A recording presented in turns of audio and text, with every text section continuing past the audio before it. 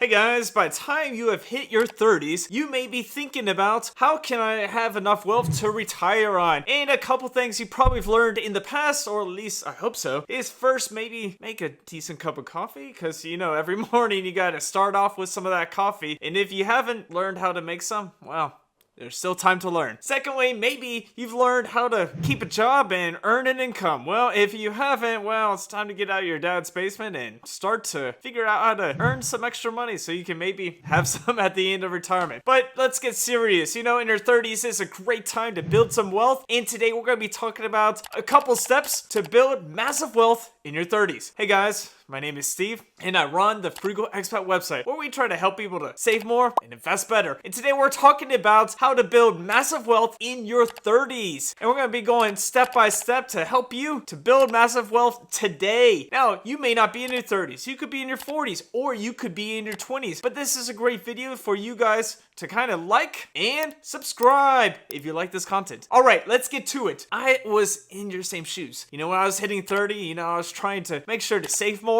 and invest better, but I was still struggling and not really knowing where to go from point A to point B. But then I started learning, I started reading, I started watching videos, and I started kind of getting my mind focused on how to kind of build massive wealth. Right now, my portfolio is looking like it could hit $4 to $5 million by the time I hit retirement without investing a single extra dollar. So that is good news. But if I keep on investing, maybe I can retire early. If I would have started this when I was in my 20s, maybe I'd be close to retiring early today. But let's get to it. Step one is to get out of debt. I know what you're thinking. Maybe you have student loan debt from those 10 plus years of college where you're like, oh, I'm going to be Van Wilder and I'm just going to keep on going and going. Well, it is time to kind of get rid of that debt. Now, you may also have some credit card debt, which may not be so good right now. So we're going to try to get rid of that debt as well. Any sort of debt that's probably not related to your mortgage, well, that is probably some bad debt, and it's time to get rid of that debt. Now, there are a couple of different ways to get rid of that debt. First is the snowball method. Now, the snowball method was made famous by Dave Ramsey, and it is a great psychologically enhancing method to get rid of debt. First, you're going to line up your debts, smallest to largest. You're going to start knocking those debts smallest to largest, and that snowball is going to roll and roll. Now, this is a psychological thing, because once you knock off that smallest debt, you're like, wow, I can keep going. And you keep going until all that debt is cleared out of the way, and you're ready to build some wealth. The second way is called the avalanche method. Now, the avalanche method is take the debt with the largest percentage, interest percentage, and kind of going from largest all the way to smallest. Now, this may not be the most psychological one because the largest could be a hard one to put down, but once you get all the way going, it kind of avalanches down and you actually save the most money. Now, these are two different methods and each person is different. So you may be the mathematical one and want to save more money. You may be the one that needs a psychological boost and to push it and to get rid of that debt. Either method is a good one to help you get rid of your debt. Once that debt is gone, it is time for some wealth building. I got rid of all my student loan debt right before I turned age 32. Before I got married, my wife was like, you need to get rid of your student loan debt, and I did. And that was a huge boost to our wealth building. So if you're in your 30s and you still have a little bit of some bad debt, well, it's time to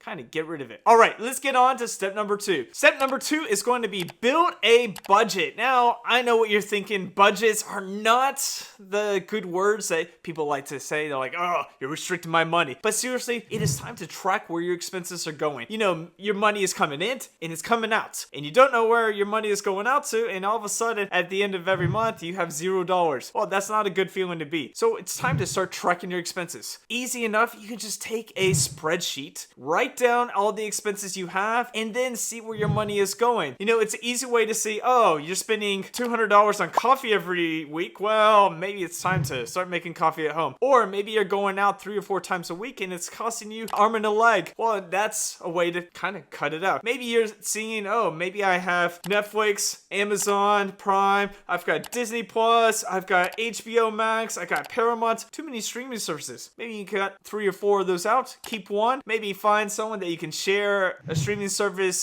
subscription with, and you can save some money. So this is just a couple of things. Now, if you don't like the spreadsheet method, there are some other apps out there, and one of my favorites is using Personal Capital or Empower. It's now Empower, and I've got a link in my description about this. This is a great way where it'll track kind of your spendings, and then it'll let you know, you're spending $1,000 more this month than last month or something like that. There's a couple good ways to kind of start tracking your expenses and to get your money on track. All right, let's get on to step number 3. Step number 3 is going to be build an emergency fund. Now, you may be thinking you have some money saved up on the side and it can help you out in case something happens. Well, that's good news, because this is what an emergency fund is. It is saving up anywhere between 3 to 6 months worth of expenses just in case, the roof caves in. Some things happen and it's just, you got to figure out where that money comes from. But if you have an emergency fund and it helps with that 3 to 6 months, well, then you can use it to kind of help fix things. Maybe you lose a job, so it's got 3 to 6 months worth of money in case you lose your job or you're not having any money. Well, a couple places you could keep this emergency fund is a good high yield savings account. Now, I've had a video about this recently, and I'll leave the description up here just to let you guys see it. Now, one of my favorite places is using SoFi. SoFi's got a great savings account that does about 3.8%, and I've got a link in my description, and if you click on it and you sign up, you can get about $20 to $25 on that savings account. Another place you can also do is you got Ally Bank, you got Capital One, and there's some great savings accounts out there that you can just put that money off to the side, and if you need it, you can pull it out and you can use it. That's the great thing about emergency funds. If the roof does cave in, well, you have something to kind of replace that roof, right? So it's time to kind of start saving and trying to build up that emergency fund just in case something bad happens. All right, let's get on to our next step. Step number 4 is to invest. Now, I've talked on this channel several times about investing in some great ETFs like VOO, SEHD, QQQ, VTI. There's so many great ways you can start investing in real estate. You can invest in the stock market. You can invest in bonds and all sorts of other things, royalties. There are great places you can start to invest. But what you should do is you should start investing today. Now, if you have already paid off your debt, you created the emergency fund, it's time to start investing. That means opening up a brokerage account. You can go to Schwab, you can go to Fidelity, or even In1 Finance. Now, I've got a link down in my description about In1 Finance. It's a great place to start investing, and you can do ETFs, you can do shares, you can do all sorts of things. But today is to start investing. Now, most people are going to say you should start investing 10 to 15%. I personally think you should try to start investing a little bit more. If you can start off with 10% and build it up to 15% and then try to build it up to 20%, that is great way to start investing. And that means to start today. If you like an ETF like VOO or VTI, start putting your money into it today. Maybe you're a dividend person. SEHD is a great one to start investing. So these are some great ETFs that you could start investing today. And the more you invest today, the more you will have in the future. Now, just think about this. If you were age 45 and you started to invest about $20 a day or $600 a month, by the time you hit age 65, you'll have about $412,000 invested. Now, that is great news because that little bit kind of snowballed over and over. But if you were to start maybe at age